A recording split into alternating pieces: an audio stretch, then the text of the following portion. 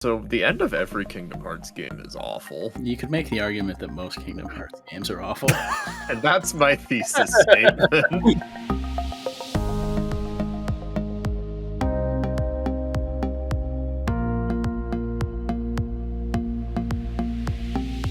Hey, how's it going, everybody? Welcome back to another episode of the HGO podcast. I'm one of your hosts, Ethan, and joining me, as always, are my good friends, Hunter and Kyle. Hey, guys, how you doing? Oh, I'm doing just swell. Doing pretty alright. What's going on with you, Ethan? I'm alright, it's just big chilling, dude. Trying to get through my Xenoblade addiction, trying to finish this bastard game. Suffer, I swore he in was the first about minute. to say. You already knew what I was going to say? Is that what you're going to say? Suffer, he was about to say. Yeah, that game's shit, am I right, Xenoblade fans? No, it's good. It's good. We lied in the thumbnail. This one will get like 800 views and they'll come after you again. Could you imagine? They're like, hey, get it, boys. He said the thing. I'm going to clip that 3 seconds out of context. They just all have like AI bots scanning the audio. Yeah. Probably, I wouldn't be surprised, to be honest, but it's been like, what, 3.5 weeks of this game being out, and I've still not finished it, and Hunter's had an excuse, he's been playing other games or something, I don't know, he's been doing stuff for the podcast, whatever cringe that is, so I've just been sitting there, like, trying to finish this and getting distracted, basically going, oh, a tree, let me go and look at that for 5 seconds. Meanwhile, I finished it a few weeks ago, and I've just had to keep all my thoughts bottled up inside my head. That's your problem, dude. You were scared of spoilers, but you didn't think of what, that's just an excuse to not touch Twitter. It's a cesspit anyway. Why would I want to touch it? Perfect. You know what? You're right. But the fan art's really nice. It's not worth it, dude. It's not worth it. It's not worth the Twitter cesspool, and I'm just happily living. Now, YouTube recommended's coming for my ass, so that's what I'm scared about. Because now they're like... I haven't even been actively avoiding spoilers since putting it down for a little bit, and I still have been fine. We're saying this now, and they're literally going to stop the recording, and it's going to be like, pew, pew, this person dies, and this is what happens. And we're like, oh, for God's sake, no. Why?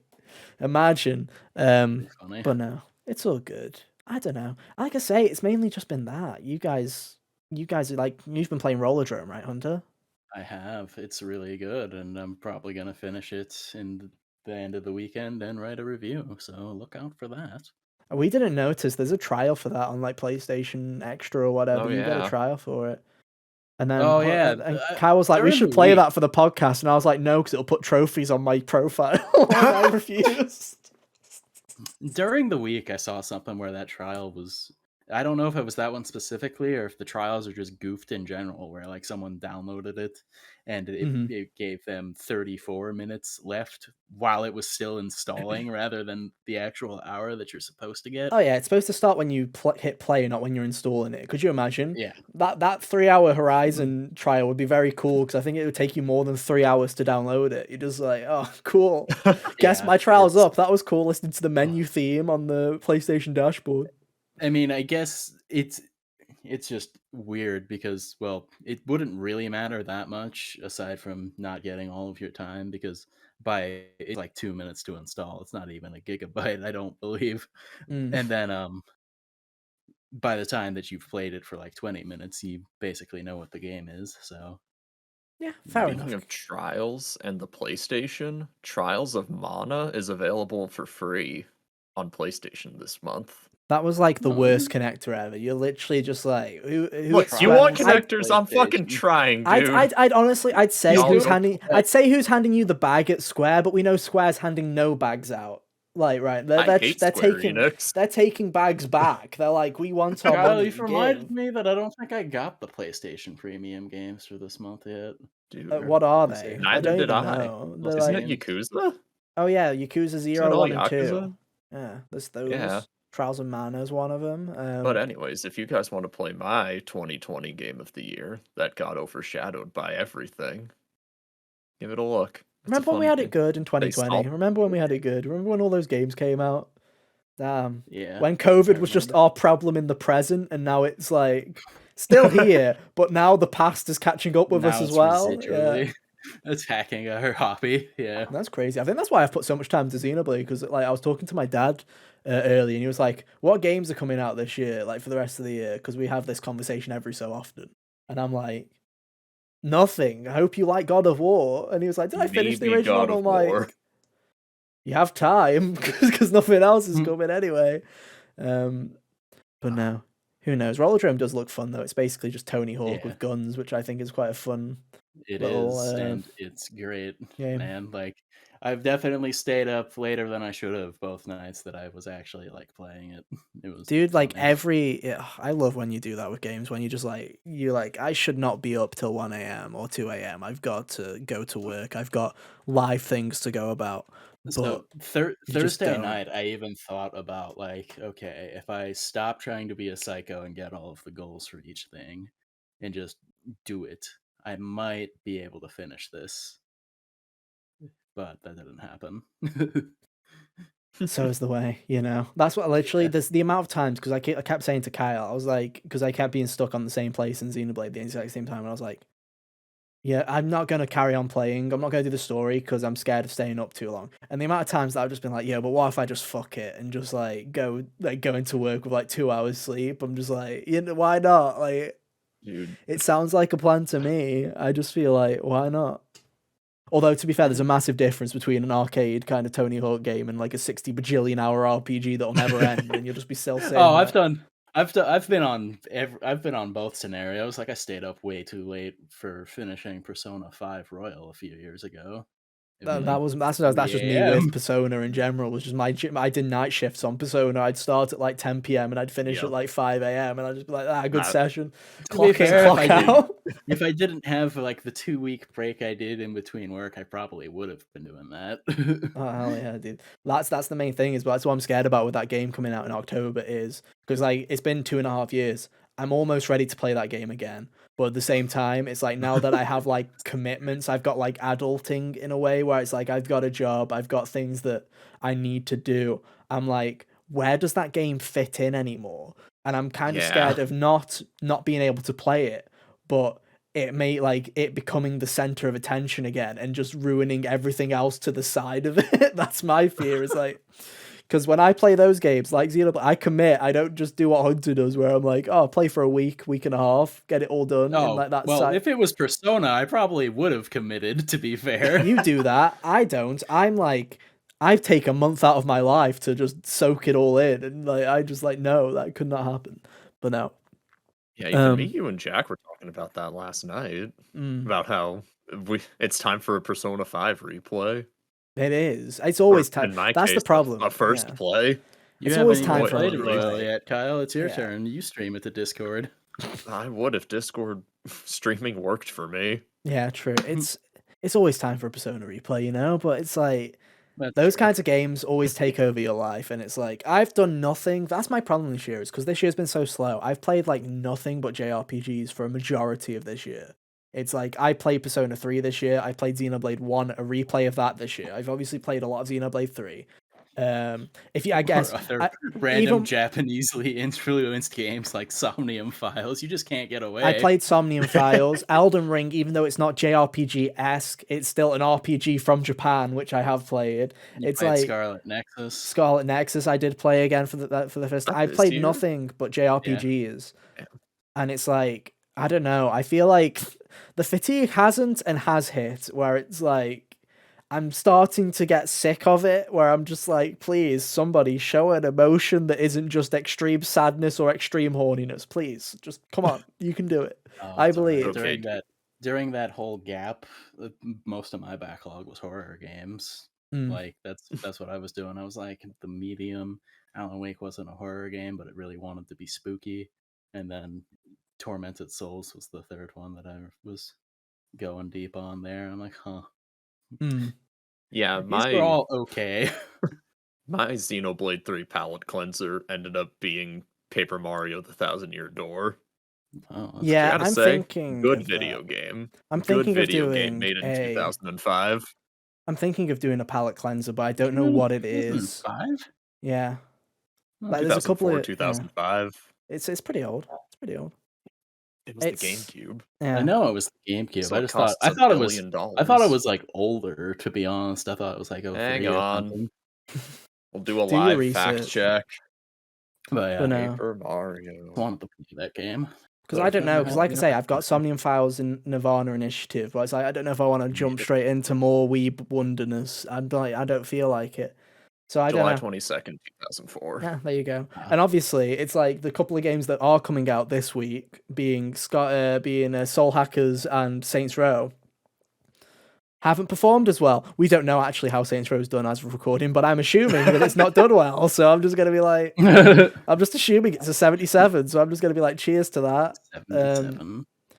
Still waiting for Splatoon 3 waiting lobby, so I'm like, I don't know. Spiritfarer is leaving Game Pass the end of this month, so I might just quickly hop on in and just play that for a bit and see how I feel about it. Yeah. Go for before it. it goes. Spiritfarer was good. It was the one resource management game that got my attention. There must be something about it. Yeah, I probably will. I probably will, but Dude, it's really too bad that the Splatoon 3 test fire is on the 27th. Yeah. Podcast recording day. Yeah, it's when are we ever timely with that kind of thing though? It's like I'm sure that it'll come out. We'll be fine. It's Splatoon. We'll have plenty of time to talk about Splatoon anyway. Yeah. When September happens, we become the Splatoon podcast, remember? God, I hope not. The Squid Kid podcast. Remember, guys, the podcast will only be available for 3 hours every day, and you'll have to figure out which days that they're available. I'll be sitting there on the back end, public and private in it every day. Imagine the if hosts shuffle around every 4 hours. I was about to say, imagine if the rotation of episodes switched what was available and not for every few hours. It's like the Disney Vault. We'll just start sticking stuff into the HGO Vault, but then jokes on people. It's just the episodes I don't like. We'll just be like, what? That episode's got into the vault? Who knew? I wonder why. It's just me, my secret agenda of removing every terrible episode that we've done off the channel. Like, magic. But don't worry, something equally terrible will be just around the corner. That's true. And that's the HGO guarantee. Yeah, I know, right? Exactly. Free and competent. Exactly. So, what are we here to talk about today, Hunter? What are we here for? I showed up. I did the thing. Best and worst final levels was the topic that I picked out of the hat this week. Okay.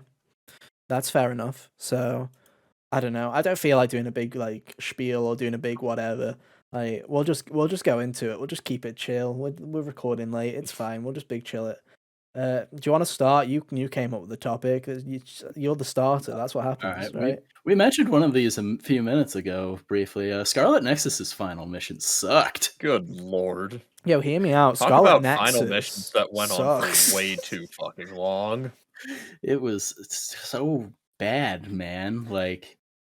So I didn't realize how much Devil May Cry is known for being really good at the action it does. I didn't realize also the smaller things it's better at than a lot of games like it, in the sense that it knows how to pace out the encounters so that you're fighting things and then you're allowed to take more than 2 steps before you can fight something else. And it makes it feel like you progress 9 hours. Yeah, that too. Dude, Scarlet Nexus enemies just turned into HP sponges at the end of the video game. Hear me out, they always were. They really always were. Just the combat was fresh when you first played the game. It's just like Scarlet Nexus to me it's the definition of a game that should be a Bayonetta length, but was a Nier Automata length, and I was like, no, this should not be this long. And to be fair, I still feel like that way. People will hate me because I'm shitting on this. I still slightly feel that way about Nier, where I'm like, the whole 3 playthroughs concept was really cool, especially because people weren't expecting it to. When you press the resume button again, you get a whole different, basically, side of events and stuff like that. I think it's a cool idea, but I also feel like on the 3rd attempt, even though the 3rd route is so completely different to the first 2, I feel because the first 2 are so similar, it almost feels like the game's overstaying its welcome, and I'm like, Scarlet Nexus feels the same way without even contemplating the second playthrough that the game wants you to do. It's just like, fucking end, please, for the love of anything. God. It's just so filler. Like, you were like the last level, I'm like the last half, dude. And if we're not, I'd even count the second playthrough as the final level, because that shit sucks because nothing changes. It's like, that's true. Like, God. It really should have just been one thing where it switches who you're controlling. That game is no. genuinely just a video game where they just thought of like 6 bajillion ideas and just started throwing shit at the wall and just didn't know when to stop. Because they were just like, okay, and there's time travel now, and there's this person from the future, and you've got to kill this person. And now okay, there are maybe we people on the don't. moon. There's people on the moon. There's so spoilers, by the way, for all these games, because we're probably talking about the end of them. But it's just that game just chucks so much garbo, and I'm like, oh, you had such an alright premise that it's just that game just kind of, I don't know. It was really funny because when Ethan started the game, he's like, "Oh, I know where this is going. This is going to be a typical anime story," and then it wasn't exactly, but it still was like, did not surprise you in the right way. It didn't surprise me at all. It was very much just like, this is not a typical story, but it still found its way there. And I was like, and it's like, I don't know, when I did finish it, you guys were like, I'd still play another. And I'm sitting there going, I don't know if I would, because I don't know if I want to even fucking go back to that world, because it was so boring. And it's like, if it was more focused, then yeah, I'd be all for a second one. Yeah, but it won't be. That's the thing, is it won't be. It'll be the same convoluted tribe, and it's like, I've played enough games with the kind of fucking independent, broody protagonists that I'm like, there'll be another anime game that has a character that's exactly like Kasane come out in probably the next 2 years. I really don't need to play another Scarlet Nexus to get that fill. It's like, everybody in that game's a stereotype, dude. And then the final level is kind of an ongoing trope of everything that's wrong with action games. And I'm like, no. Make it stop, please. Straight up, like in Procton Encounter, like every 4 steps, I'm like, is this what people talk about when they complain about Zubats? Yeah, basically. And you have to do it twice. That's great. I love that I played that game twice. It was really funny for me the second time through, because like I like breezed through it most of the second playthrough because you're so much stronger than everything else. So that happened, and then I'm like, I feel like I've been playing this final level for as long as the second run has taken me now. Honestly, yeah. I feel sorry for Kyle more than anybody, because at least when we got to our second playthrough, we had to do the Kasane route, which, for those of you who haven't played the game, is the better route, but 2, it's also like a couple of hours shorter than Yuito's as well. Yuito's is the longer route. No, yeah, so it's like, at least, because there's so much filler in Yuito's route. It's like there's so much extra where I'm like, oh, the game just goes from like the hospital to this in Kasane's route straight away, whereas in theirs, you're like, hospital there, somewhere else, back to the hospital, somewhere else. And I'm like, Jesus, there's so much hopping. It's unreal. And I'm like, God, fuck that game. Fuck it. No sympathy for Scarlet Nexus anymore. It gets nothing. I won't go that far. Good day, sir. If anything, I'm just like indifferent on the video game now. Isn't it funny how opinions can turn? It is funny. It was like your favorite thing last year. Because there was nothing else last year. Nah, there was plenty of stuff last year. I like Metroid. Was there? Dread. I didn't play it. I don't remember. Metroid Dread. Oh yeah, I didn't like that one. Ratchet and Clank. Something else. Sorry, not that I didn't like Metroid Dread. Again, I was just indifferent on it. I liked Metroid Dread. The whole time I was playing it, I'm just like, I could be playing Super Metroid and get the same effect. Well, yeah, but Metroid Dread's final boss is better. You can do cool melee counters. I like Metroid Dread more. Same. I tried going back to Super Metroid, and I was like, I can't play Super Metroid. It sucks. It feels shit. Sorry. See, when I think about replaying Metroid Dread, I'm like, I don't want to. Nothing is compelling me to want to replay this video game. Yeah, but here's the thing, though. That game has a really good final boss. Though that's the thing. I'm adding it to the list, dude. I'm adding it to the list. Fuck you, random. Here's a pick from me. Metroid Dread's ending is really good because the game I love the last couple of hours. Actually, now that you mention it, that game literally just sits there and it's like, yo, I hope you learned how to get good.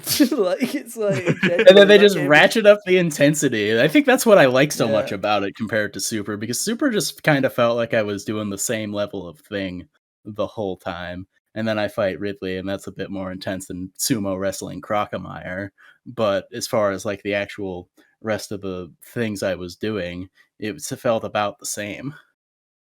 Yeah, and it's like, to be honest, it's like people in Metroid Dread, and people always criticize the whole Emmy sections. And to be honest, I don't like the Emmy sections, but also I never had a problem with the Emmy sections, like, at all. I did not get stuck in any of them. I died once or twice, but I was like, okay, just don't be bad this time.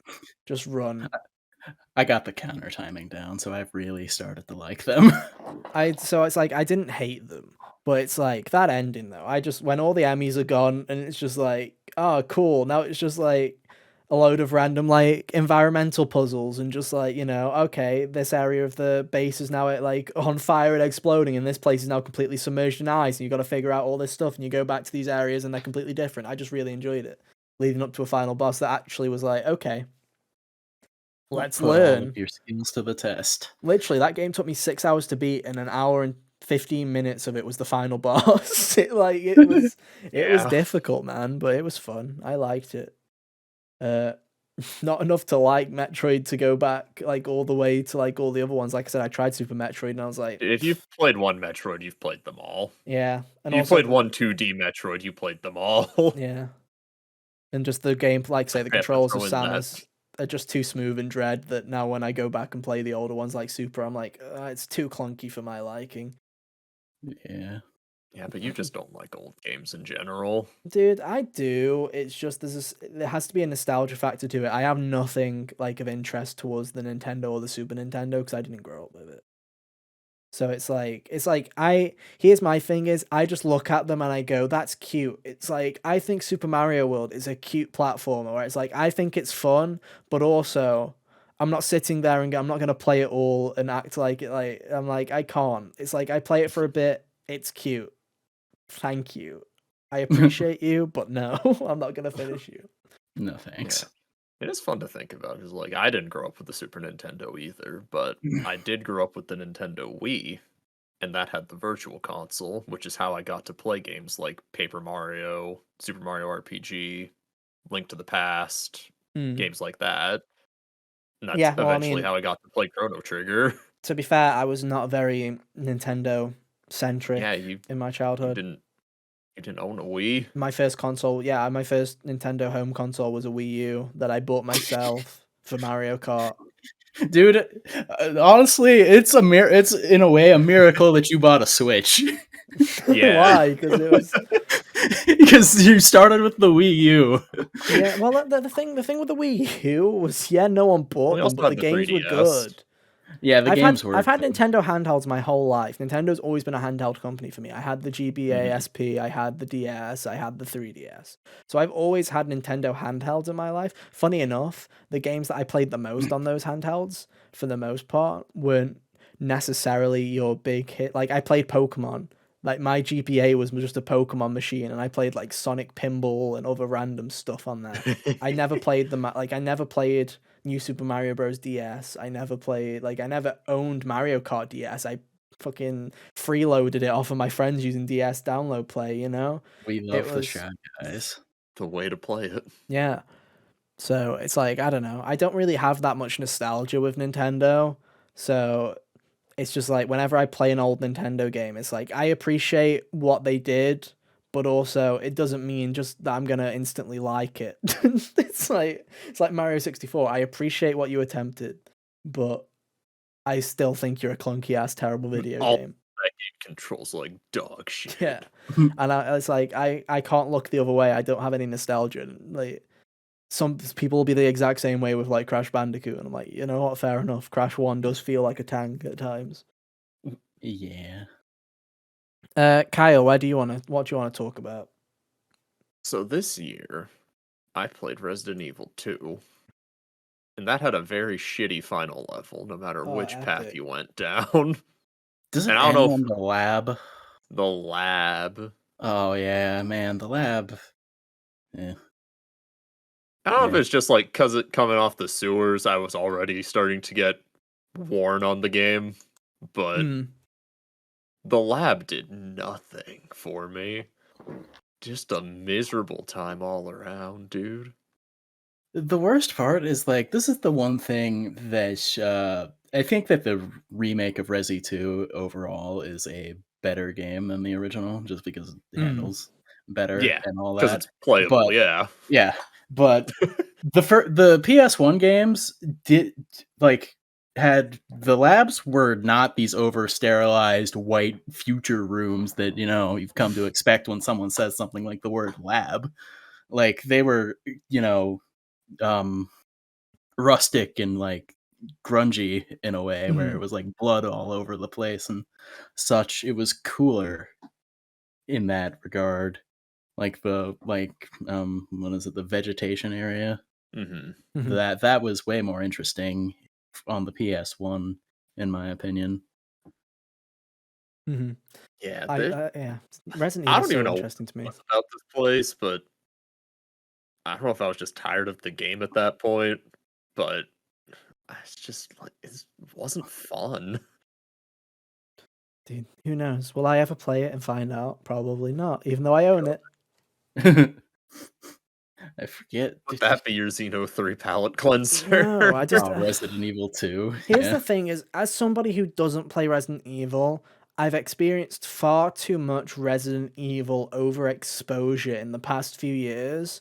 Where it's like I feel like I have absorbed enough Resident Evil via osmosis that it's like I have no interest in playing because it's like we've gone on like a non-stop like fucking train ride all the way from Resident Evil 7 through to 2 remake, 3 remake, 8 and now 4 remake and I'm like it's been like 5 games in 6 years and I'm like Yeah, that's a lot it to the is a point where lot. even as someone who hasn't played it, Mhm. I've seen enough people play it. I've seen enough trailers, I've seen enough lore, I've seen enough everything. And when it's not like that, there's other stuff as well. It's like how now there's been 2 years in a row where they've released Resident Evil content for like Dead by Daylight. So even the normies Oh are being yeah. overexposed to that as well. And it's like there's so much Resident Evil. And even though Wesker cool as fuck and he has a cheesy ass voice that I absolutely love, it's like It's so so good.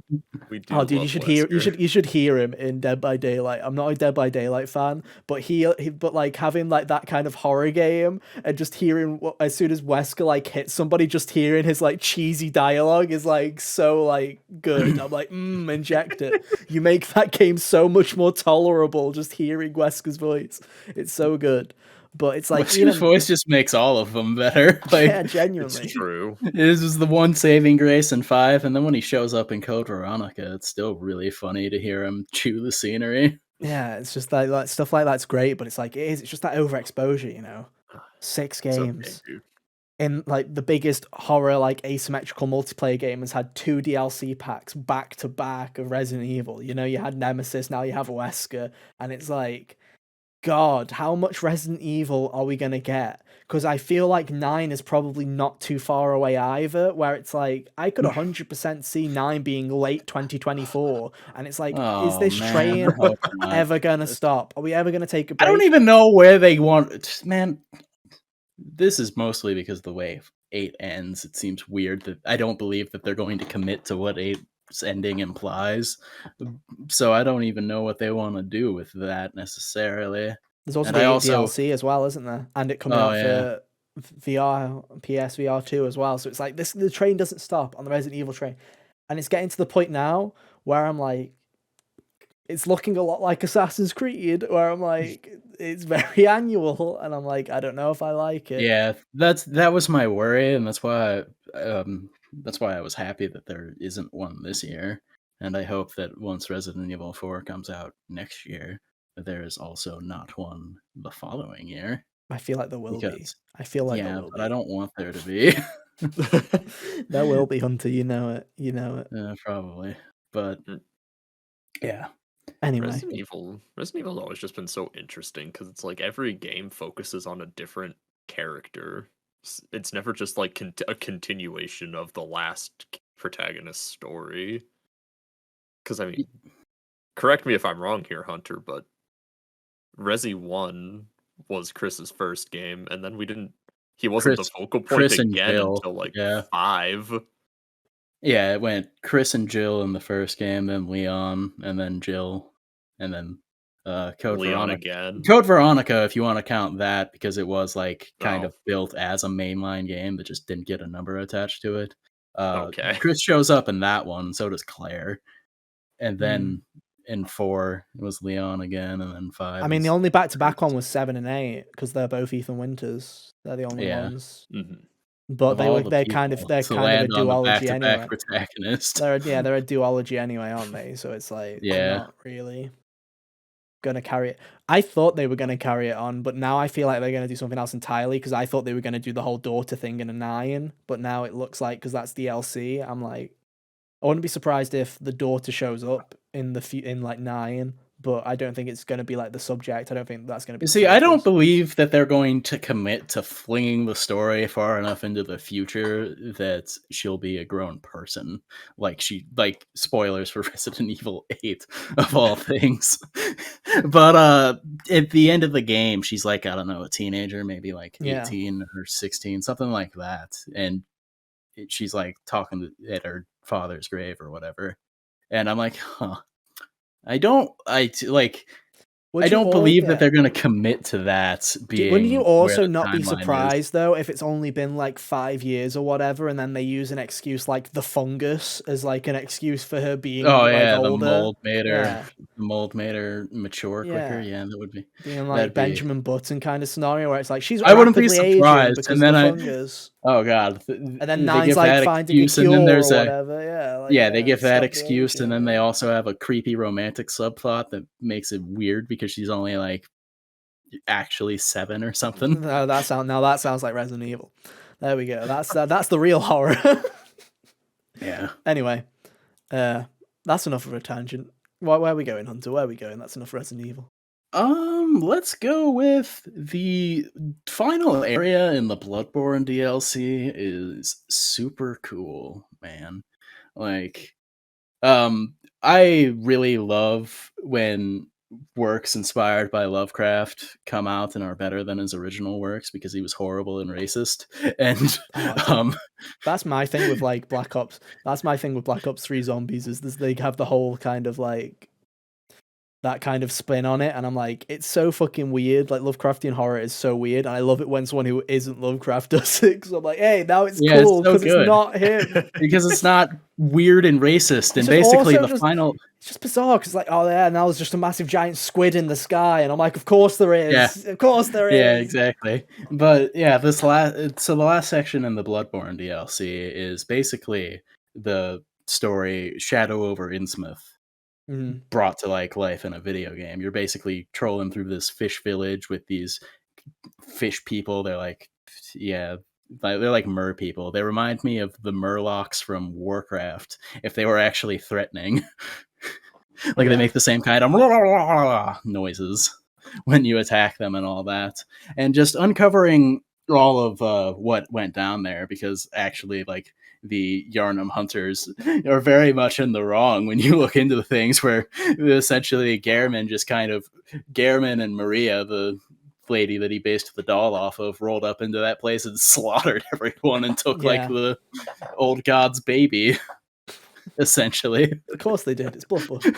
And I'm like, oh, that's messed up. At least I got this cool double-sided sword in the well here. Rakuyoko Burr. And it's just it all builds up to this very cool final, like, the final walk just up to the arena with the Orphan of Kos is really cool because all these fish people are like, essentially like kneeling down and like praying in this cave. As you can kill them if you want, but they're like actually passive. You can just walk by them while you walk out to like the beach where the Orphan of Kos is, and it was just really cool. The Bloodborne DLC is one of the few DLCs that I'm like, yes, get it, it's worth it. Yeah, it's just like something extra in most games. I love it how it's kind of like the polar opposite in terms of like vibes and aesthetic to the main Bloodborne ending, because it's like with the main Bloodborne ending, you know, you're in the hunter's dream, the house is on fire, there's the blood, like there's the red sky, everything's kind of epic and kind of chaotic, and you're fighting this giant fucking squid from the sky again, and it's like it's really epic and big and grand, and so there's something about the DLC just being on this murky beach where everything's grey and dark, and it's just like this kind of congealed, like kind of abomination, just on congealed this blue. like disgusting kind of like really monotone kind of battlefield is. It's like the exact opposite, and it's just like I really like how it is kind of that The polar fight opposite. still hits just as Yeah. hard too, is the best part. Like the Orphan of Chaos, people were talking that, like, before I played Bloodborne, I basically, as I got the PS5 and was looking into the collection, I had started listening to, I don't know, somehow the Bloodborne chatter found me again. I'm like, you know what, this is gonna be finally the time that I pull the trigger. And like I had heard people talk about the Orphan of Kos and how they were fighting for like hours, and I'm like, you guys are wimps. It took me like half an hour of trying, maybe 45 minutes. Dude, the only Soulsborne boss that people, I think, were like, this boss is really hard, and it was actually hard, was in Elden Ring, whatever her name is, fucking Melina or Meliana, whatever her name is. You know who I'm talking about. Yeah, is it Melia or Elden Ring? Melia, Elden Ring. Melina, that's it, Melina. No, Melina's the maiden. What's her name? Michaela? It's like it's still got that kind of name structure. It's like Meliana or something. Elden Ring really stuck with that. That's it, Melania. It is Melania. Yeah. That boss is actually fucking difficult, and not in a fun way, because it's like a Sekiro boss.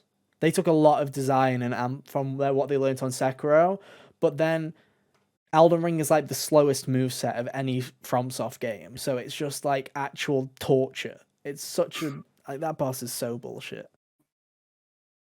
Yeah, it's like people. I was talking to my friend about it. My friend's always like, "Yeah, it's like the main problem with Elden Ring is they made this open world game and they made this really cool kind of like world and story."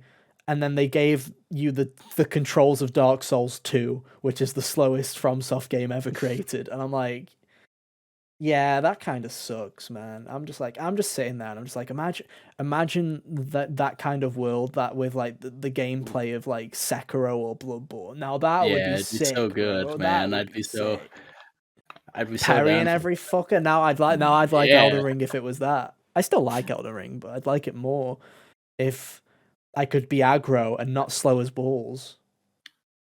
Yeah. That's just my one wish. You know what? Speaking of slow as balls, I guess we're going back and forward. I guess I'll do a fucking thing. Final level thing I hate.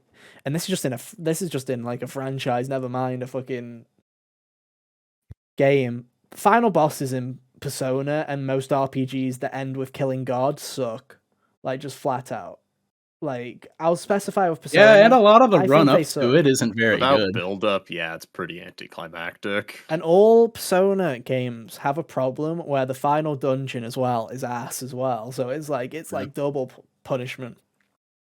The only game that will be free from this is Royal, because they fixed it and made that the second to last. And the actual last is very good in Royal. It's the best dungeon in the game. Well, yeah, it's very good. I've only still played Royal once, so I'm always like, I need to play that again. It too, but I'll stand by that until I play it again and like something changes my mind, because I've played all the other ones twice. Well, no, because but that's the thing is though, it's like I thought Futaba's palace was one of the weakest palaces on my first playthrough, and now like after my like third or whatever, it's like one of my favorites. Like, so it's like they change all the time on those multiple playthroughs, so I do need to play it again. But no, man. It doesn't matter which game it is, whether it's Persona 4 with its kind of just shitty fucking final boss, which is just not fun to play. It's just really fucking dull and boring. And it's like, I just like, why? Persona 5's, not only is that boss like an hour to beat in itself because its health bar is that spongy, but the actual final dungeon also lasts like 5 times longer than it should, where that game is just going and going and you're like, is it stopping yet? I thought the game would be over. The amount of friends I've had that were like, yeah, I'm going to finish the game tonight, and I'm like, no, you're not, because this is way longer than you thought it was going to be. just unbelievable. It's just so fucking dull. And Persona 3 is the same way, where it's just like bullet spongy boss. Persona 3 is fucking stuck. It has like fucking 13 phases or something ridiculous. Persona 3 is Oh, right, absolutely yeah, whack. I've heard the. It has 13 phases, one based on each of the arcana that you go through, and then a final version. So it's like all 12 arcana, and then like Death. the death one, and it's like it just doesn't end. And I'm like, please make it stop, please, for the love of anything, make it stop. And it just doesn't. And it's like, I just wish that'd be my one hope for Persona 6. It's not going to happen. My one wish from Persona 6, my one wish that the royal team learnt was that it's okay to end with a fight that isn't against God.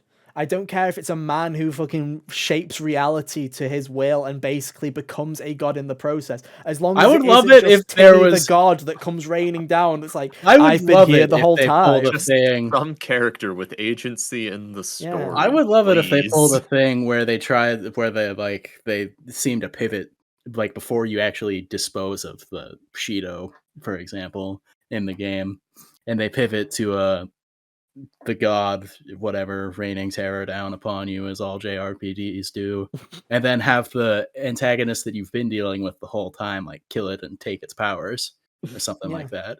Or like an underling for the antagonist. Like imagine if I would say Kechi yes, had the but then I Yamato. also feel like that'd be like the job of like an Akechi character or something like that. And I'm like, Yeah, the that last thing I was want where I was going in a new next. Persona game is another Akechi character. I really don't need a hey guys, I'm good and now I'm not character in my JRPG because I'm so sick of them. They doing could that. do it in a different way. Like it's kind of what they did in Final Fantasy VI with Kefka, really. Where he's like the dragon to the main Like bad guy. the B villain. Yeah, and then he murders the Becomes main the bad A guy and villain. becomes the best. It becomes the Yeah, I don't know. It's like I love Persona a lot, you know. I love all three of them. I kid, but it's like the three that I have played, I really love. Obviously, I'll still buy another 20 million copies in October to add to the shelf as I sit there maniacally going, I only own one Xbox game and it's Persona Lamau. But at the same time, it's like, man, I just wish they'd have a stronger ending because the endings are strong, but also when it's fighting God for the 60th time, it's like. If everything else around it wasn't as good, it would not be like it'd be disappointing. But you know, yeah. most Although of the time, the rest. I will say though that shooting God in the face was a good ending. Like, It is I did hype. like the metaphor I forgave of literally everything shooting else. the fucking guy in the face. It was really cool. And With it's a a lot bullet better made than of the supposed sins of humanity. It's amazing. Persona 3 also has a cool way of dealing with the final boss without spoiling it for you, It does. which I like as well. Yeah. Persona 4, you're the middle child that fucked it up. You did a terrible job. You just need to be better because God just fucking keels over and goes, all right, I'm head out. Bye. Goodbye.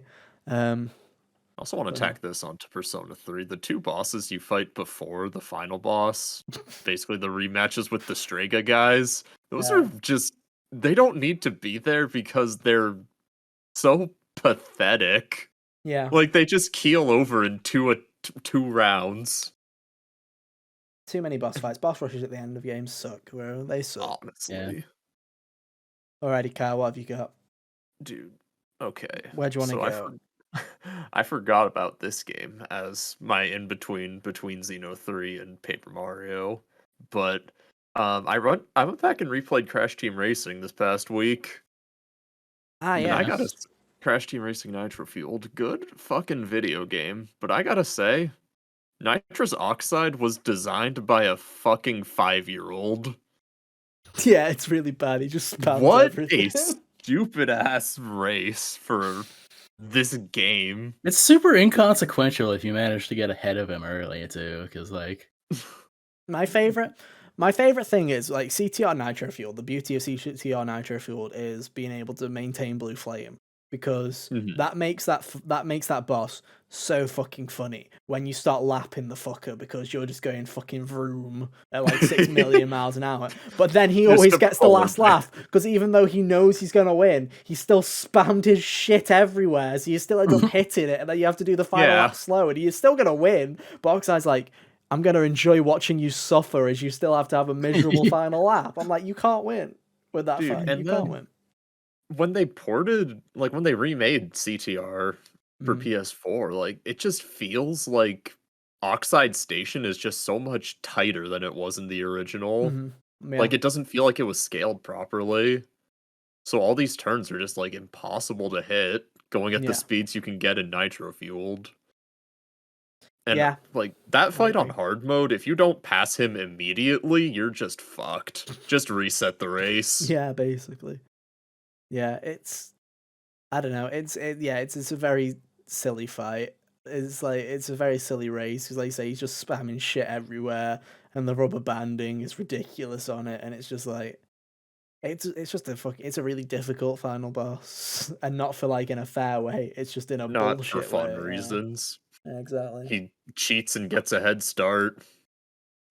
So, Yeah. like I did this replay on hard mode because I'm like, I played this game once before, I can do it again. Let's do hard mode. And I told Ethan about this, and I'm like, the hardest parts of this game were Crash Cove, the very first level, Yeah, it's and the true. final boss.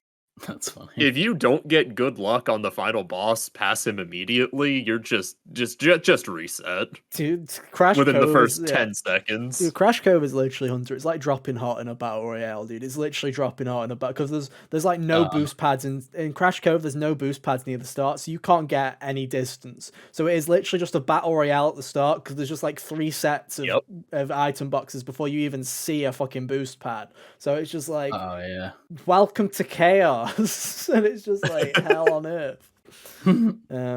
People used to people originally when that game come out thought that the platinum trophy would be impossible because they didn't even know if they were like, we don't know if hard mode's possible, but then they didn't realize that you can maintain boost speeds if you keep your engines running hot. So it's like it meant nothing in the end, but it was just funny how people used to think about that. But no, you just let them all get ahead of you and then go vroom around when you hit the boost, and they've all murdered each other. It's a pretty decent strat. You just got to pray that no one has a 6 million items, which they always do. Yeah, they do. No, and it's always the items you don't want to see. Always. Fucking like homing rockets. Classic. Or the blue orb. The blorb. Oh, yeah. God, the blue orb. The blorb, dude. Well, it's not even supposed to be exactly. I think it's supposed to be the warp. Like it's like the crash. I used to think it was. It looks like the crash-free warp thing, right? Like kind of orb is what I thought it was. It was like an electrical warp that kind of looks like the crash portal. As a kid, when I played CTR original, I just thought it was just like a big electric ball. Yeah. Yeah. Which I think it is, but it's definitely just them using the warped assets of having the little portal thing that they just threw around everywhere. But no, fair enough. Where do you want to go next, Hunter? All right, man. The Great Maze in Smash Bros. Brawl's story mode is not good. I had this on my list too. Like, oh man, I thought it'd be too obvious. I said that this story mode was decent one time a few weeks ago in passing. And the second time is in the Great Maze, and it's overstayed its welcome by then. Like, they basically make you just play through areas of the game again and try and fight dark versions of every fighter. So that's like 35 guys you gotta find, or like maybe like a few less, because I don't think Wolf, Toon Link, or Jigglypuff show up at all, so they don't count. Those are post game, so they don't count. Sonic's not even there either until the very, very end. Oh, right. For the final boss. Imagine all those people who were jazzed to play as Sonic with everyone else in that thing, and they're like, when does he show up? Dude, Sonic's the reason that game ended up getting delayed. Oh, for like its last delay, because he was added in so late. That's why he shows up at the very end of Subspace. That makes sense. Because Sakurai's like, I don't know where else to put this dude. I don't know where he goes. It would compromise the integrity of the story he was telling. Dipshit the Hedgehog, you go at the end and save everybody. He didn't even say. Everyone already helped themselves at that point was the funniest part. Yeah, but he drilled holes through Taboo's wings. Yeah, but you can. So he didn't turn them into trophies again. But anyhow, so it's just not very good because it just makes you do what feels like the whole thing again before you can fight the final boss. And like, I would have beaten this game in a single night as like a 5th grader if Oh yeah. if that didn't happen. I was like, okay, this is getting tiresome and I need sleep. So I woke up the next day and finished it off because it was the weekend or whatever. But God, it was not fun. Yeah, Brawl's subspace was a good time. I definitely enjoyed it as a kid, but that Great Maze definitely bogged it down a lot.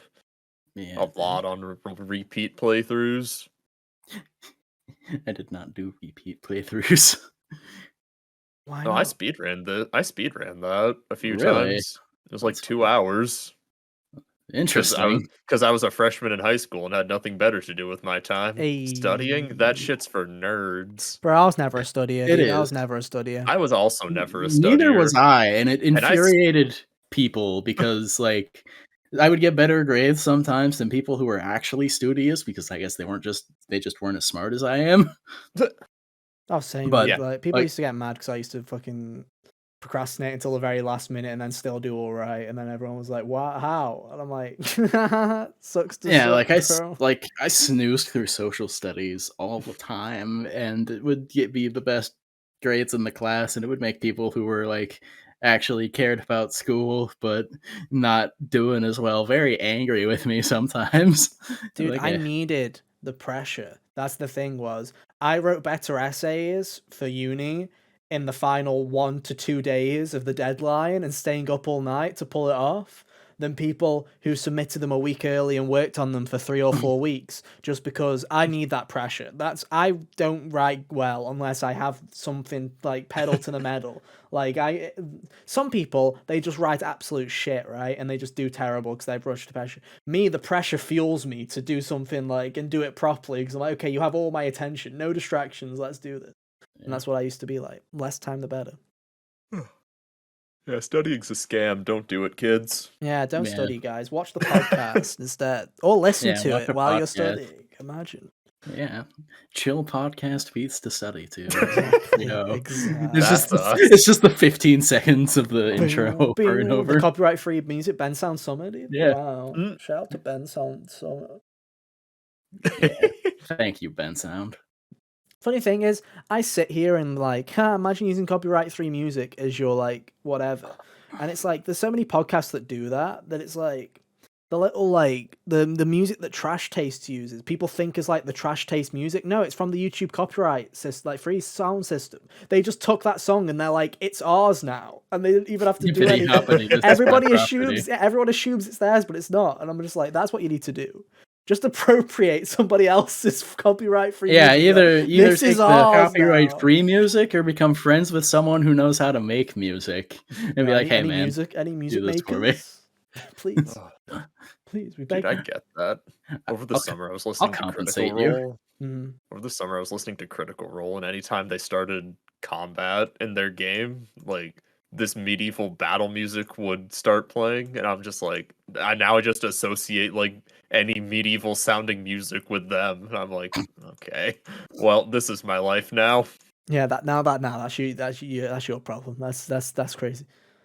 Be like, this genre is theirs. No, they can have a song, Yeah, that's a maybe, bit. but their genre. Yeah, what's up? Yeah, You crazy. You're it crazy. was funny. When Kyle said combat, I just imagined them starting in like the Mortal Kombat theme, just blasting while I try to talk over it. That's funny. Imagine. Oh, Imagine.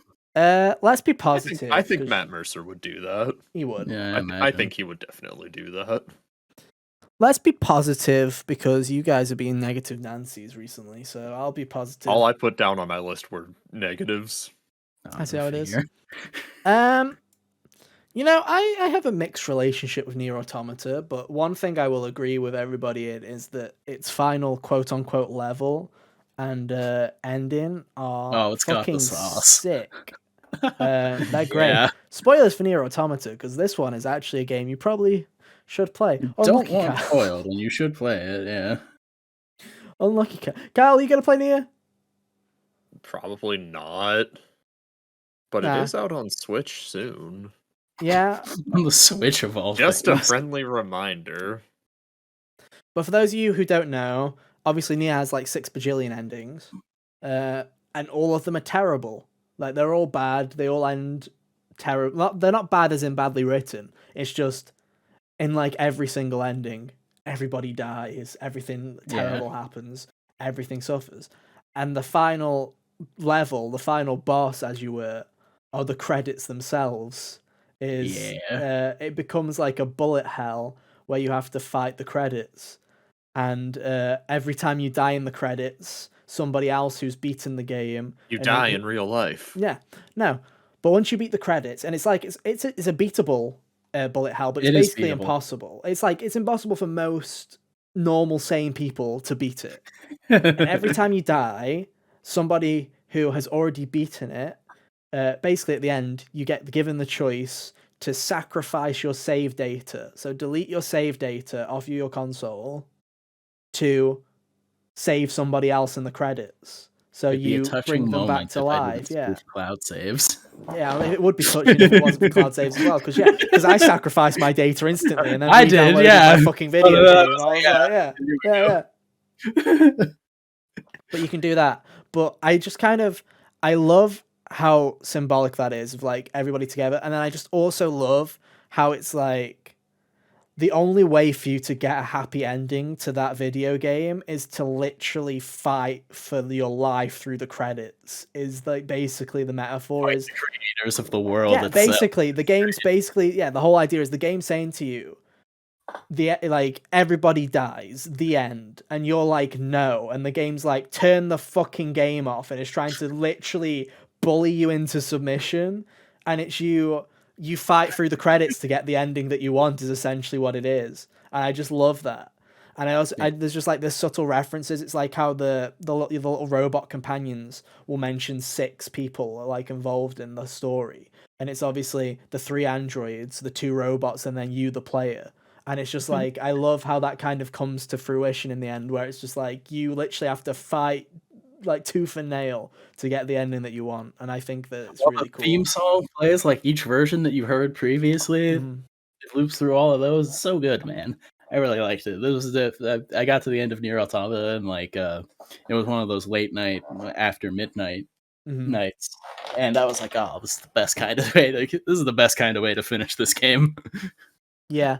It was one of those things where it's like the game didn't really hit me in the way I thought it would hit me as it hit everybody else, but it was like one of those things at the end where I'm like, damn, that's a cool ass ending.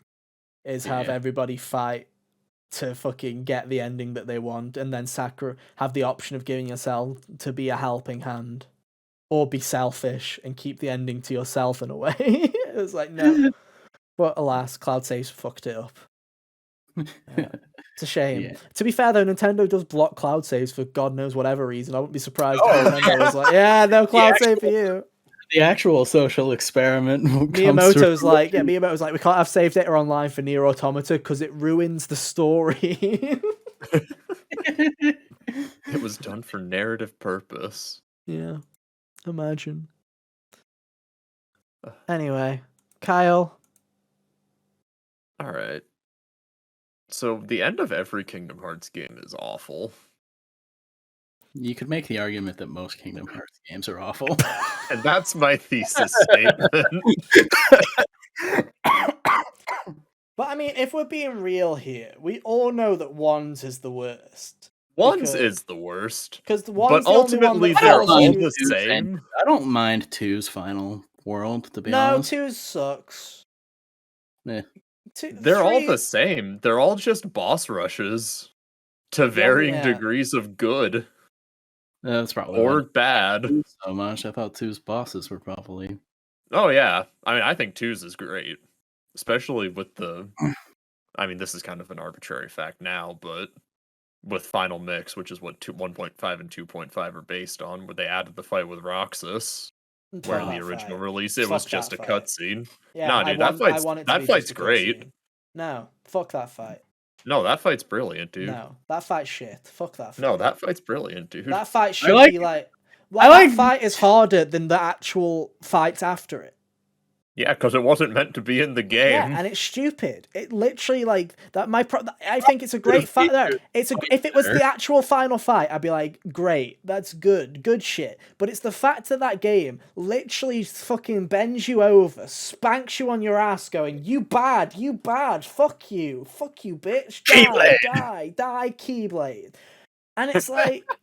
You literally suffer. Also, the checkpoint's horrendous. You have to fucking walk like 600 miles to fucking get back there. Every time you die, you have to waddle your ass over there through the arbitrary corridor that for some reason's like, let's add 60 million fucking zigzags just to hammer home the point that you're shit. And then, after you beat it and you're like, wow, that's good, satisfying, then the rest of the game's like, baby bitch, goo goo gaga, fuck you, you're not gonna die once after that point. And I'm like... Yeah, it's a good fight, but it makes the rest of it ass because now there's literally no difficulty. You've got fucking Card Man going, pick a card. Wow, what a guy. That's my problem with 2 is Roxas makes the whole fucking ending shit because it's no longer fun because it's too easy. Everything else is too easy. And as for 1, One's is just abysmal. Final 2, Rest can go die.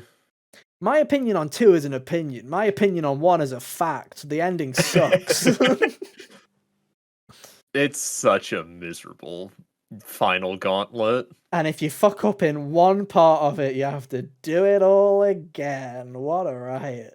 Thank God for that. Because let's see, we've got reused fights with Behemoth, we have Final Rest, which is like 7 waves of Heartless, all back to back to back to back with no breaks. Yeah. Then you go into the final boss, which is Ansem 1, where you fight him on the worst arena ever. It's on a slope, for starters. Why is it on a slope?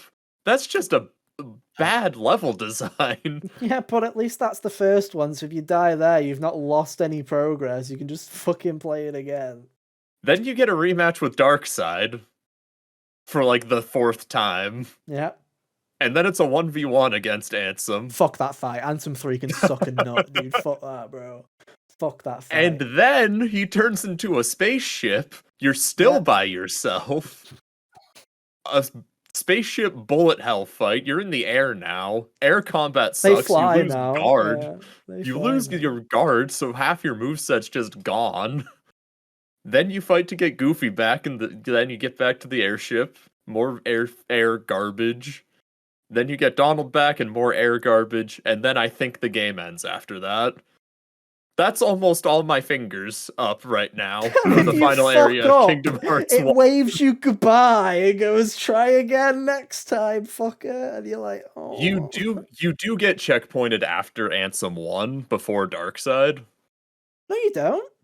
Yeah, you do. No, you don't. Yes, you do. I never did. I got kicked back.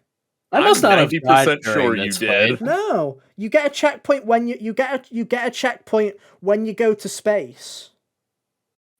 When you go to space, you get a checkpoint. You have to do all of Ansem 1, 2, and 3 back to back. And you have to beat the first part of space. Once you beat the first part of space, then you get a checkpoint, if I remember correctly. Beat the first part of space. I swear there was a checkpoint after Ansem 1. No. Because I remember when I did level 1, that's a mistake. Don't play Kingdom Hearts 1 on level 1, unless you want to hate yourself. When I did level 1, like, I'm 90% sure that there was a checkpoint between Ansem 1 and Darkseid. Maybe it was a pity checkpoint. No, Square doesn't do that. It's a miracle they put touch and skip in Kingdom Hearts 1. You die anywhere after Darkseid, you need to start over. Really? No. It's ass. I remember because I've watched myself and 2 friends go through this pain. It's shit. It's awful. Terribly designed. The epitome of awfulness. Bad game. But then you have Kingdom Hearts 3. Kingdom Hearts 3 is just long. A whole It's just long thing. And meh is, I think. Yeah. As you guys were arguing about that, and I'm like, I must not have died because I don't remember any of this being an issue for me. I was like, so I think the only reason that 3 is, if anything in 3, like ending segments actually hit well, I probably would like it, but it's all just kind of like shoulder shruggy. And my favorite Yeah. thing that happened towards the end was when the lingering will armor showed up and beat up Dude, Xehanort for a minute, that was because pretty cool. that was pretty hype. I'm like, oh man, I love it when people powered by vengeance get their vengeance. It's my favorite. I think the Yeah. thing that kind of like drove me the wrong way about KH3 is that those bosses together, like you fight the bosses in groups, and they weren't meant to be fought in groups. They just like the game just becomes so much less playable when two bosses movesets combine. I thought they were fine. It's just it went on too long. That was my problem. Was Yeah. there's 6 million Mhm. fucking fights. I didn't have any problem Yeah, with the actual fights okay. themselves. If I it was would just have like, been busted up into like Ansem, Zemnis, and some third thing, I think that would have been fine. Yoan yeah, I Xehanort think or that whatever fight you doesn't have work to. very well with Ansem and Zemnis together. That one's fucking annoying. Oh, the Nort Court? Yeah, the Nort one's fucking Court. annoying. But the rest of them, I And didn't really have too some many. Zemnis and young Xehanort? Yeah, Oh god. the rest of them, The I don't two have too many villains that were problems with. better than Xehanort, and then where the series went after that. How dare you? How dare you? Alright, Hunter, where are we going next? Yeah. I'll go somewhere positive now. You know, I like the final think little. again. I could talk about two of them here. Crash 4's final level is really good, and Crash Twinsanity, I like that final level too. They're both neat. I enjoy both of them for different reasons. Dude, Cortex Castle is like the ultimate platformer final level. I do enjoy it quite a bit. It stringing together all the mask powers towards the end was a very hype moment.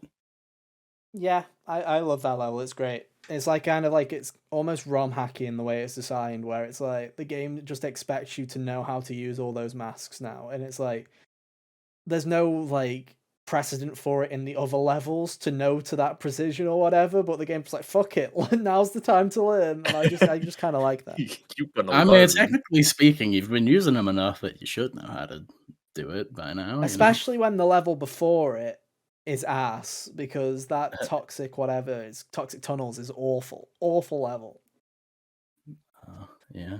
garbage level, because it's forever long and it has the all gem path in it, and that gem path is forever Oh, long as no. well, and it's just like and doing the insanely. I mean, that's just Crash 4's endgame, though. The end, no, but that level's like Forever 6 minutes long. That minute's like 6 minutes long, and it's like for the insane like relic, it's like, oh no, gross. Whereas at least Cortex Castle is only like a 3 minute level, probably, if you know what you're doing. But no, that's a good level. And then as for Twinsanity's last level is fucking stupid. I liked it, man. I liked the little Simon Says color it's hopscotch, like, whatever. yeah, it's good. It's just like, it always just makes me laugh, because it's just like the whole final part of that game is just like Simon Says random shit, just like chucking things at the fan. They were like, we need assets and pronto quickly. It's still good design though, and I do like the final area of the entirety. That entire dimension is really fun with some of the things that they do. It's a fun time.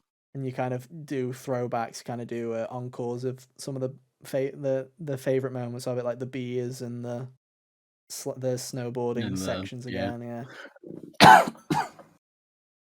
But no, I like it.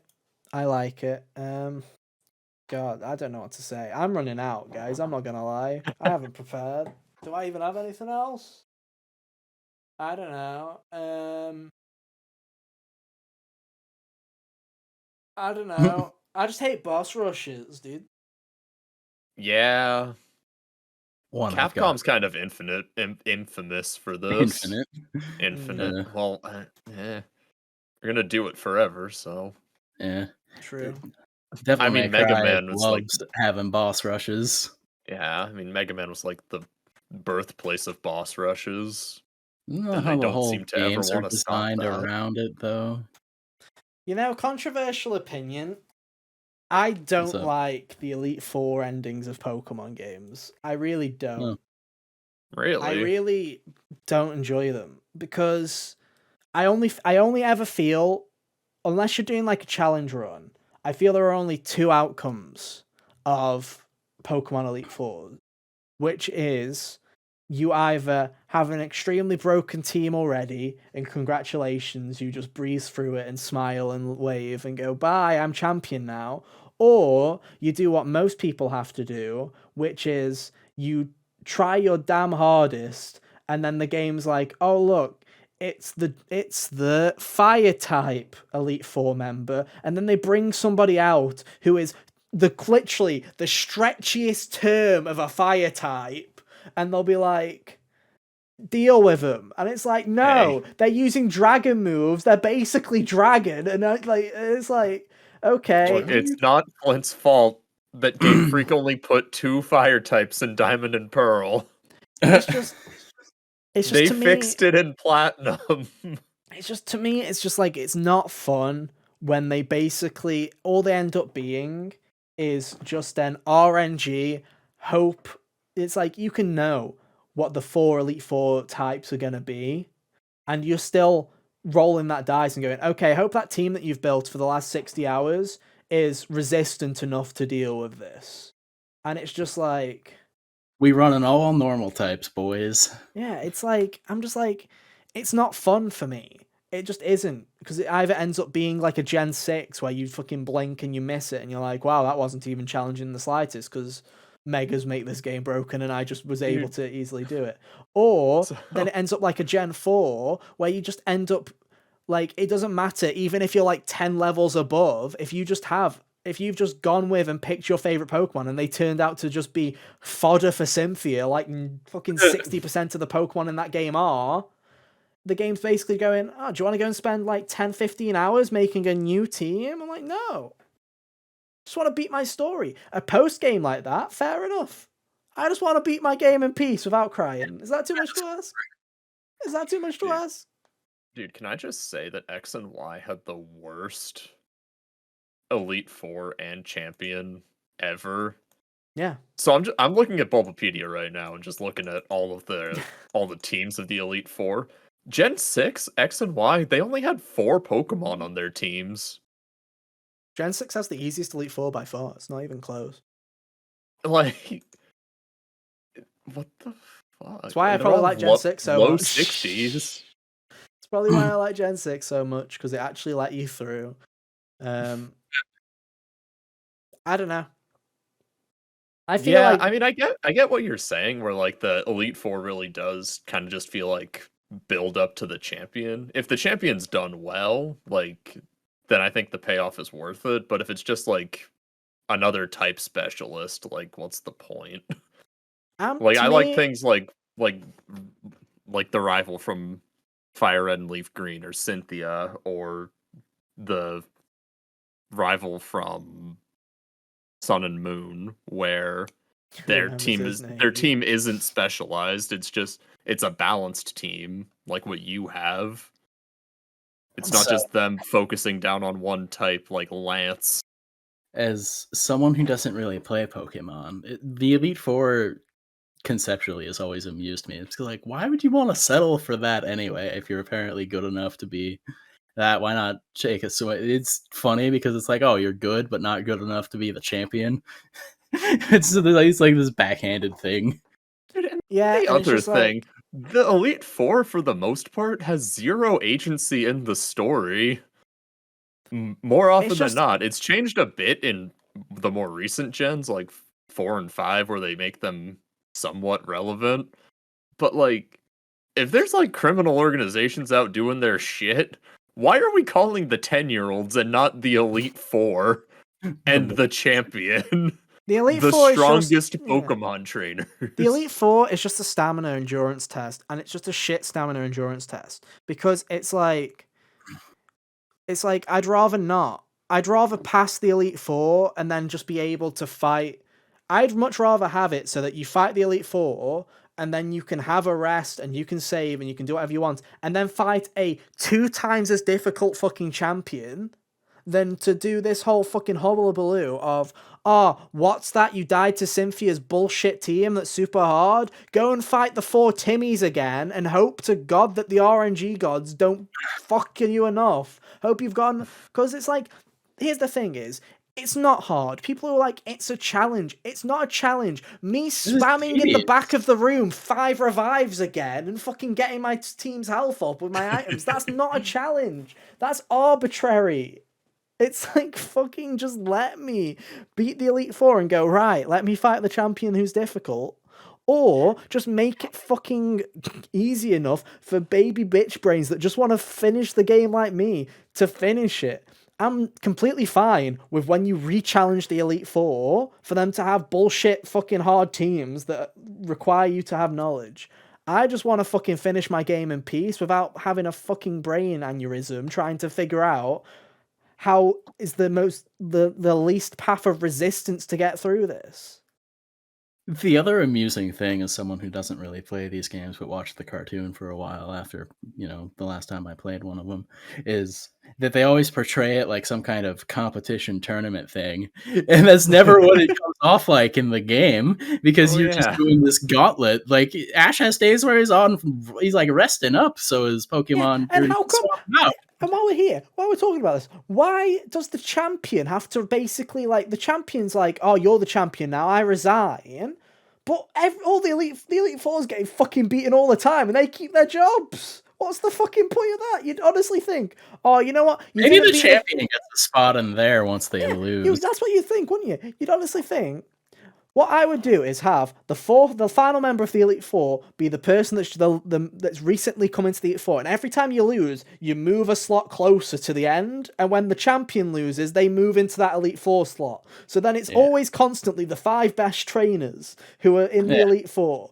And it's like, why the fuck do the shitheads who have only got 4 grass types on their team, why do they get to stay, but the champions, like, get out? Get in the bin. I would love there to be like a Elite Four member that has like a team of 6 super over leveled, like basic Route 1 Pokemon, like level 90 Bidoofs or something, just 6 of those. Also, where's my post game where I just get to sit in the fucking champion room and beat Timmy's up? Where's that? That'd be like the easiest post game. People are always talking about like a battle frontier and stuff like that. Why haven't they just done a sit in the champion room and bully the fucking children mode where they just keep coming at you and you just have to destroy it? Why is that not a thing? Just the whole thing just... Especially because they'd be like limping into the room with like half their Pokemon. Yeah, exactly. That's exactly what it should be like. And the enemy team will have a fucking level 60 Venusaur who's got a third of their HP when they come out because they ran out of fucking potions on the way here. That's exactly how it should be. Also, Hunter, I want to throw this in Sword and Shield. What you said about the anime being framed more like a tournament. Yeah. Sword and Shield, their Elite Four substitute was called the Champion Cup, and it's basically all the gym leaders came back, and it was set up like a tournament. And then at the end you'd fight Leon. I liked that more, by the way. That was really cool. That's better. I will give Sword and Shield that. That's better. Oh yeah, I like Shield, that. They like they made I won't give it a lot, but I will give it. They presented Pokemon battles like an actual sport in that one. Yeah, I liked that. That was a good like idea. the way the show had been doing it forever. They basically took what England is, which is just football, and they were like, "Cool, that's Pokemon now." Everyone get into stadiums. I liked the idea of being like, you face in the gyms to get all the badges, which gets you a place in the tournament arc at the end, where where the gym leaders and the few people that got the badges all clash together to fucking fight for the championship. I think that's a good idea. They should bring that back. Fuck the Elite Four. It's shit. Pointless. Ratio. While we're at it, why was Sun and Moon's like first Elite Four? Shouldn't have fucking bothered, dude. Literally, your requirement for getting to the Elite Four, walk through a cave, dude. Like, what is this shit? Like, Lola was just pulling shit out their arse, dude. I don't know. Walk through the cave. If there's a big Zubat, kill it. There we go. Have a badge. I think I've scrubbed most of Sun and Moon from my brain. Stupid game, dude. I think Fuck I it. forgot about everything about it. Okay, right. Right, Calendar, you can do one more. Let's do one more, because I've rambled enough about this fucking game. All right. The pain. Kyle, do you want to go? You got one more? I think I'm out, actually. Okay then. Well, Hunter, have you got one more? Yeah, let's end on a more positive note, I suppose. Hell yeah. Stone Tower from Majora's Mask is the best dungeon in the series. I love it so much, man. Yo, It's so I will cool. agree with this sentiment. Oh, Good it- ass dungeon. oh It's man. just I so hate unlike Zelda, so anything else. It's just so unlike anything else Zelda has done or will do what is after good? Majora's Mask. Sorry. Or am I? It, No. it really is. Like, it does the whole, like, a lot of Zelda games love the little gauntlets in the run up to Ganondorf or whoever may be, sit it on the Mhm. chair at the end. Where it's like, oh, it's just a remix of a bunch of areas from the dungeons previous, like Ganon's Tower and Ocarina of Time. Doesn't even register as like an actual dungeon to me. It's just like playing the greatest hits of what you've already done. So I don't consider that. I consider the Spirit Temple the final test there. But Majora's Mask takes that and kind of sprinkles it into a more organically designed dungeon where you're frequently using like every transformation mask in ways that are fun and inventive without it feeling like what you've been doing in the other 3 dungeons. Mm. And Ikana Valley was a super atmospheric area in the first place, and I love its vibe. The Stone Tower music is fantastic. Yeah. And they flip it halfway through, and it's really cool. Yeah, and then the song starts playing in reverse. It's so cool, It's so dude. And also, the song they give you before in that area, the Elegy of Emptiness, that's used so well. Yeah, they Like actually use to it the build up in the build in up to the dungeon, solve those puzzles, and also in the dungeon itself. It's so good. It's the only time that the song that they give you to get into the dungeon actually matters after that, aside from So when true, bestie. like there's a side quest or use the Sonata of Awakening or whatever another time, but every like the Goron's Lullaby and the other one, you don't use those except to open the dungeons, really. Those are used once. So I think it's really cool that the Elegy of Emptiness is used as an actual mechanic in the dungeon. Yeah. Majora's Mask, I like to say, Majora's Mask is the one Zelda game that I will eventually give a try to one day. Because every other Zelda game I've tried, I just can't. I'm just like, no, Monkey Brain say no, bro. Monkey Brain's just like, fuck no. It helps that like the core experience is shorter. Yeah, Mhm. one, it's because it's shorter, and two, because it actually has an interesting like premise to me that isn't just like, hey, look, And you're as your time with late, Ganon. 3 has beat been Ganon, fucker. you love side quests.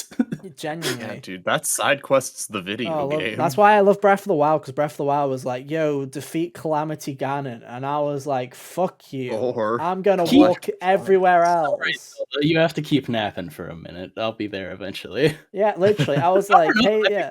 The final area in Breath of the Wild is really good too. Like, that's like my favorite version of the Hyrule Castle dungeon. Oh, I liked it too, because there's like 6 million ways. That's like, I liked it because there was like There's, like, 6 so many million ways ways you to can solve it. That's my favorite part was. My favorite part was if you genuinely wanted your solution to be literally Run out, come parkour with a over the sack walls. of fucking meals in your backpack and literally climb the fucking wall and just eat food and just keep climbing. You could That's do so that. good. That could be your solution to the puzzle.